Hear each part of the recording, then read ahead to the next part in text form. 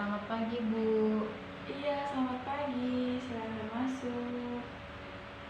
Maaf, Bu, mengganggu waktunya. Iya, nggak apa-apa. Mari silakan duduk. Terima kasih, Bu. Iya, ada yang bisa Ibu bantu? Iya, Bu, ada perlu sama Ibu. Iya, ada perlu apa?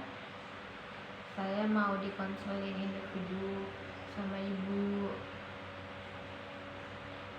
Oh, kamu ini Juli itu ya? Mahasiswa jurusan BK yang angkatan 2023. Yang tinggal di Asrama Pelangi. Iya, Bu. Kenapa Ibu bisa tahu kalau saya tinggal di Asrama Pelangi? Iya, Ibu tahu karena saya pemiliknya itu asrama. Ya, Kak, Bu. Kenapa saya tidak pernah lihat Ibu? Maaf, Bu, saya tidak tahu, kasihan. Eh, Tidaklah, saya bercanda. Bukan saya pemiliknya. Saya hanya sering lihat kamu di situ duduk-duduk sendiri. Ah, Ibu, saya sudah takut juga kita marah. Eh, Kenapa saya mau marah? Santai, santai aja. Saya hanya bercanda supaya kamu tidak tegang. Iya, Bu, Ibu ini pintar sekali bercanda. Hahaha, kamu bisa aja. Oh iya, sebelum itu kita buat kontrak konseling dulu ya. Iya, Bu. Eh, jadi konseling kita akan berlangsung selama kurang lebih 15 menit. Eh, dan jika ada sesuatu yang mendesak, misalnya waktu sholat, ada yang menelpon atau mungkin ada urusan pribadi yang mengakibatkan konseling ini untuk sementara tidak bisa dilanjutkan, kita bisa mengakhirinya sementara konseling kita, dan akan kita lanjutkan di hari yang akan disepakati nanti. Tapi jika tidak ada sesuatu yang mendesak, kita bisa menyelesaikan konseling ini selama 15 menit. Jadi apakah kamu setuju dengan kontrak konseling ini, Juli? Iya, Bu, saya setuju. Nah, jadi apa yang Juli ingin bicarakan? Iya, jadi Bu, sebenarnya saya... Iya. Oh, ini dia ada permen. Ayo ambil. Terima kasih, Bu. Iya, sama-sama. Nah, apa tadi yang kamu mau bilang? Jadi, Bu, setiap saya disuruh maju di depan sama dosen, saya selalu gemetar dan berkeringat, Bu. Dan setelah maju di depan, saya tidak bisa bicara dengan lancar seperti gugup, Bu. Terus. Tapi, Bu, saya sangat ingin saat saya disuruh maju di depan kelas, saya bisa bicara dengan lancar, tidak berbata-bata dan tidak nervous seperti teman-teman yang lain, Bu. Terus misalnya di kelas tidak ada guru, apakah kamu masih nervous juga untuk maju di depan kelas? Walaupun di kelas tidak ada dosen, saya tetap nervous, Bu, tapi tidak nervous jika ada guru. Saya malu ketika teman-teman mulai memperhatikan saya. Oh, kalau seperti itu berarti kamu tidak percaya diri untuk tampil berbicara di depan banyak orang. Begitu ya, Bu? Iya, Juli. Kenapa ibu bilang seperti itu? Karena setiap kali kamu maju di depan kelas, kamu merasa malu, gemetar, berkeringat, bahkan sampai gagap bicaranya. Nah, itu merupakan indikator dari kurangnya kepercayaan diri seseorang. Oh, begitu ya, Bu. Nah, supaya masalahnya lebih jelas, bolehkah ibu tanya-tanya sedikit? Iya, Bu, boleh. Tadi kan kamu ada bilang bahwa rasa gugupmu meningkat kalau di dalam kelas. Bukan hanya teman-temanmu, tapi ada juga dosen kamu. Kenapa bisa begitu? Iya, Bu, saya takut melakukan kesalahan di depannya, Bu. Kenapa kamu takut melakukan kesalahan? Apakah dosen itu memarahi kesalahan saat tampil presentasi di depan kelas? Tidak Bu, saya tidak dimarahi kok Bu. Hanya saja setiap saya tampil di depan kelas, saya merasa takut melakukan kesalahan di depan dosen. Saya takut nanti nilai saya jelek Bu. Hmm. Jadi maksudnya di sini kamu berpikir kalau kamu melakukan kesalahan di depan kelas, kamu akan diberikan nilai yang jelek atau mungkin kamu akan dihukum oleh dosen begitu? Iya Bu, karena saya pikir dosen ini tidak suka sama saya karena saya melakukan kesalahan. Itulah kenapa saya tambah nervous Bu. Oh begitu ya. Mungkin kamu berpikir kalau segala sesuatu itu harus sempurna tanpa ada kesalahan sedikit pun. Apakah demikian? Iya Bu. Selanjutnya, apa yang kamu lakukan ketika kamu merasa tidak percaya diri atau merasa nervous di kelas? Saya hanya diam saja Bu, daripada saya malu di depan teman-teman karena saya gugup dan gemetar. Uh, jadi apa sebenarnya yang menjadi tujuan kamu untuk mengikuti konseling ini? Saya ingin sekali bicara di depan orang banyak Bu, dan kalau saya dipanggil maju di depan, saya tidak gemetar, tidak nervous, tidak berkeringat, jadi saya tidak gegap lagi saat berbicara. Tapi paling tidak Bu, saya bisa aktif dalam diskusi kelompok, misalnya bertanya atau menjawab Bu. Iya, jadi tujuannya konseling kita adalah agar kamu bisa percaya diri untuk maju di depan kelas, berbicara di hadapan dosen dan teman-temanmu, yang ditandai dengan kamu tidak gemetar lagi dan berkeringat lagi, tidak nervous lagi, sehingga kamu bisa berbicara dengan baik tanpa terbata-bata jika tampil di depan kelas. Iya Bu, seperti itu Bu. Ibu lihat nilai kamu ini bagus-bagus semua loh. Tidak ada yang di bawah rata-rata. Iya Bu, puji Tuhan bagus-bagus semua Bu. Saya senang sekali karena tidak ada nilai saya yang jelek. Teman-teman saya juga mengatakan kalau saya beruntung. Wah, berarti itu adalah salah satu pengalaman yang membahagiakan dan membanggakan untuk kamu ya. Iya Bu, saya bahagia, tapi sebenarnya saya sedih Bu. Loh, katanya tadi bahagia, tapi kenapa sekarang sedih lagi? Saya sedih Bu, karena saya iri melihat teman-teman yang lain. Mereka bisa percaya diri tampil di depan orang banyak, bisa berbicara dengan lantang dan ekspresif. Saya jengkel dengan diri saya Bu, kenapa cuma bicara di depan umum saja saya tidak bisa. Juli, bukankah bukankah agama mengajarkan kita untuk tidak iri hati terhadap orang lain?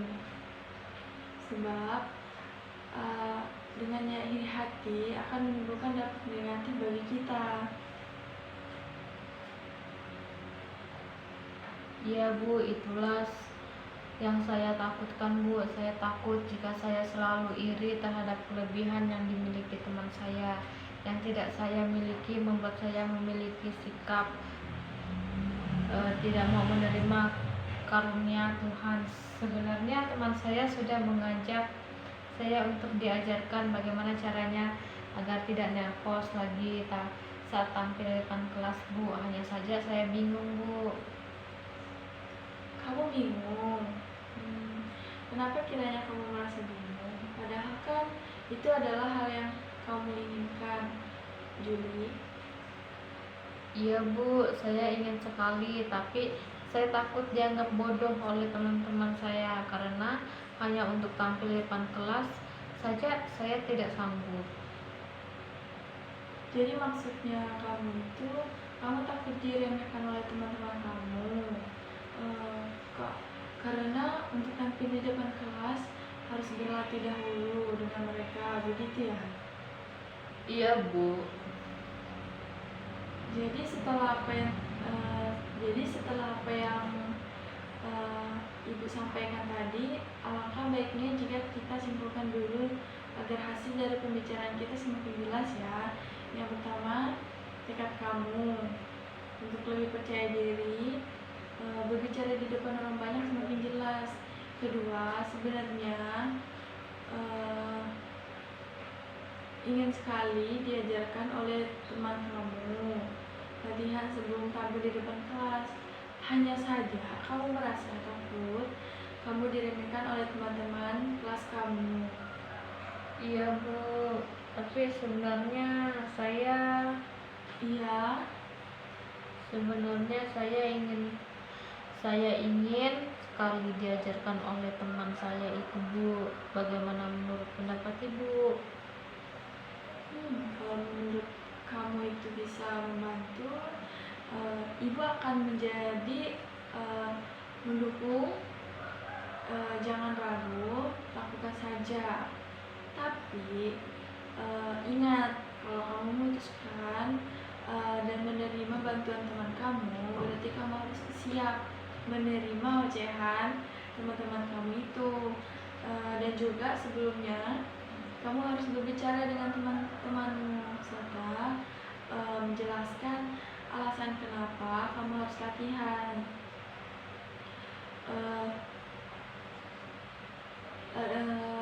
Harus latihan dahulu sebelum tampil di depan kelas agar mereka juga dapat mengerti keadaan kamu.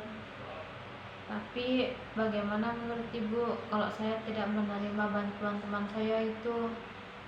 Kalau menurut ibu, jika kamu tidak menerima bantuan dari teman kamu, itu akan memudahkan kamu beradaptasi, karena yang akan mendengarkan kamu saat kamu tampil di depan kelas salah satunya adalah mereka. Tapi kamu sebelumnya menerima bantuan dari teman kamu itu. Kamu perlu menjelaskan bahwa kamu berlatih agar kepercayaan diri kamu bisa meningkat saat tampil di depan kelas tanpa terbata-bata lagi. Pasti teman kamu bisa mengerti, karena setiap manusia itu memiliki kelebihan dan kekurangan. Iya. Oh iya Bu, saya mengerti.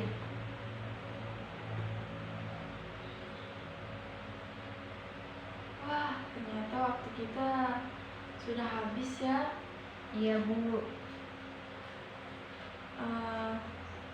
Jadi bagaimana selama 15 menit ini? Bagaimana perasaanmu? Apakah kamu merasakan hal sesuatu? Ya Bu, puji Tuhan, sekarang saya merasa lega Bu, karena semua keluhan yang ada dalam hati saya selama ini akhirnya bisa saya ceritakan semua. Puji Tuhan kalau begitu. Lalu apa yang kamu pikirkan selama pertemuan ini? Saya pikir bahwa keputusan saya untuk menerima tawaran latihan bersama teman saya sebelum tampil di depan kelas dan tidak mempedulikan ocehan teman-teman yang menganggap saya bodoh itu sudah benar Bu, karena dengan berlatih akan bisa membantu saya untuk meningkatkan kepercayaan diri saya agar saya bisa seperti teman-teman saya yang lain. Bagus Juli. Jadi apa kira-kira rencana kamu sementara sebagai pemegang untuk tindakan selanjutnya? Ya Bu, jadi yang pertama yang harus saya lakukan adalah saya menerima tawaran dari teman saya dan berlatih juga belajar bersama mereka. Kedua, saya tidak boleh iri terhadap apa yang tidak saya miliki yang dimiliki oleh orang lain. Dan ketiga, sebelum saya tampil di depan kelas, saya akan berpenampilan rapi sehingga saya akan merasa lebih percaya diri juga. Saya harus berdoa dulu sebelum tampil. Saya rasa itu yang akan saya lakukan Bu.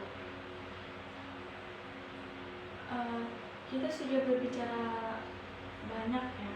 Apa yang bisa kamu simpulkan dari pertemuan ini? Jadi saya harus menentukan pilihan saya, Bu. Saya tidak boleh salah pilih karena semua itu untuk masa depan saya, dan juga kecemasan dan ketakutan yang saya alami mulai menurun. Dan juga saya tahu langkah-langkah apa yang harus saya lakukan untuk mengatasi rasa tidak percaya diri saya ini, Bu. Rupanya kamu sudah paham dengan apa yang ingin kamu lakukan. Kamu pasti bisa.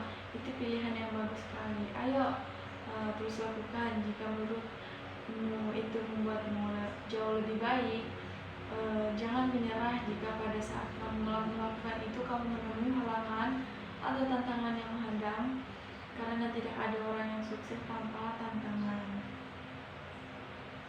Ya, Bu, terima kasih. Dan jangan sungkan jika kamu ada yang ingin kita bicarakan bersama, datang saja dan ibu lagi ya. Ya, Bu, pasti, Bu.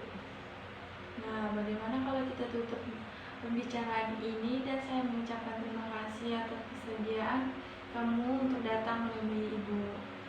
Iya, Bu, kalau begitu saya permisi, Bu. Terima kasih. Iya, sama-sama. Hati-hati ya, Juli. Iya, Bu.